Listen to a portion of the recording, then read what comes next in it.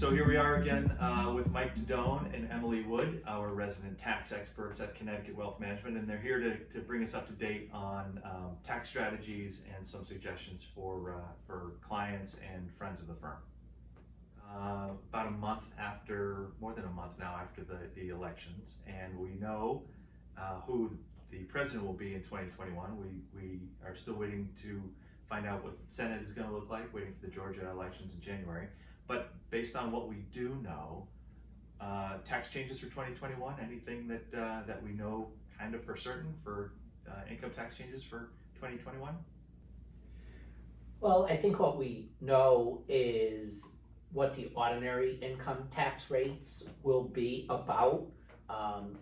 Where we are today, somewhere around 37% for the highest rate, and proposed by Biden, the 39, 40-ish rate. So for ordinary income, not a huge adjustment there, right? We're keeping our eye on the capital gain rate, depending on which way the Georgia election goes and where the Senate turns out. There could be a big difference there. So, as one of our colleagues says repeatedly, we know what Biden's playbook looks like. Whether or not that playbook is going to be put into the game or not, we don't know yet. So we'll see. I would also respond that the other thing that we know is that change is constant, and that tax legislation or legislative changes are something that we're always going to be working with and through. So there's a little bit of, this is kind of par for the course. Right. I'd also just say, I think one of the biggest unknowns and factors that we're keeping a really mindful eye to is we've seen the executive orders under Trump really be expanded. So what kind of playbook items are going to be passed via executive order or going through the Senate will be something that we have to keep our eye to so that we can respond quickly. Yeah. And I guess lastly, they're temporary, right? As we've seen with, this administration that's leaving, put in some rules and tax law changes. This new administration is going to most likely try to change those, and then there'll be a new administration someday and they'll get changed again. So, there are things in the short term to think about, and then there are things and strategies in the long term to think about. And additionally, sorry, just can't help myself, I guess. Depending on your situation, there's stuff in that Biden playbook that probably applies to you. I was just listening and doing some additional education on the Biden tax playbook and learned some new stuff in there. And again, based on where you are in life stage or what's going on within your financial plan, there's probably something in there that you can take advantage of. So we just have to be prepared to do just that, to take advantage of it and capitalize. Yeah, so always remaining nimble and taking advantage of what tax law gives you. So speaking of what tax law gives you, a lot of our clients are business owners, a lot of our clients are executives. As we roll into year end, are there things that they should consider doing before year end? Are there specific strategies or tactics that they should consider?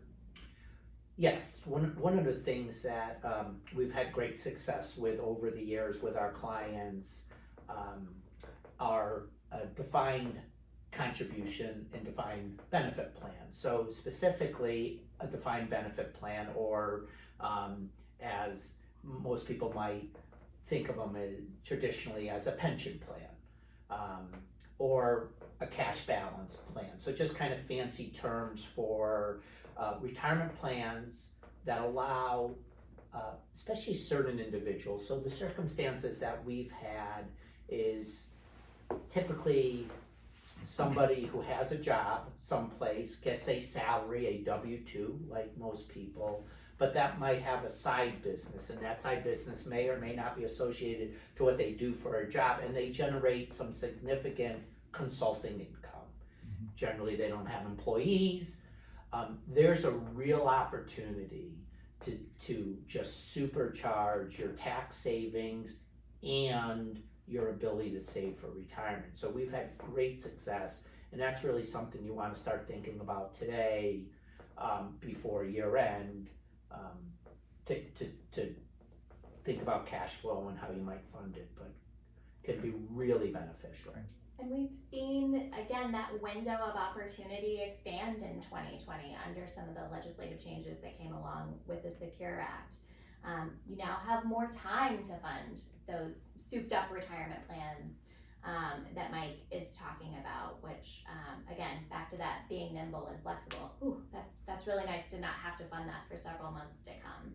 Right, and again, the ability to be able to wait until to see what happens Yes. in the new year is really gonna help people who might be thinking about that again. So, anybody that is in that circumstance, that they have some outside income that's somewhat significant, they really can take advantage of deferring some substantial taxes for 2020.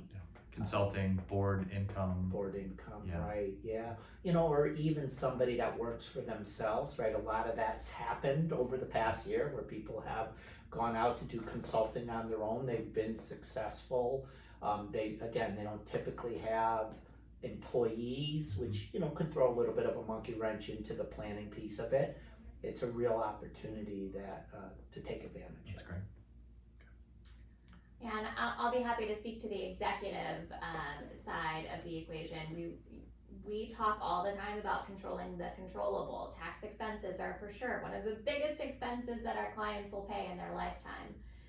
So we're consistently looking to, okay, how do we drive down that expense? But I think for an executive, my year-end planning advice would be, let's take a step back.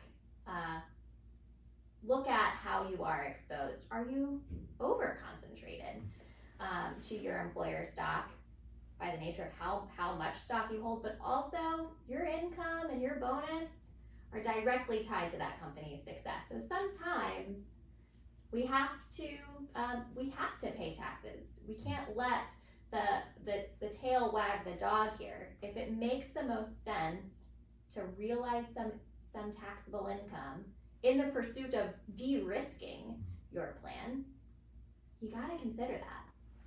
That's smart. Yeah, just trying to, sometimes it costs some money to reduce your risk, but it's worth it. Right, Yeah. absolutely. Completely. Awesome. Well, thank you guys, appreciate it. I know not a lot has been decided upon for next year. I have a feeling we will be talking a lot with you in 2021 as things unfold, but thanks again for your time. You guys are awesome. Our Thanks, pleasure. Dennis.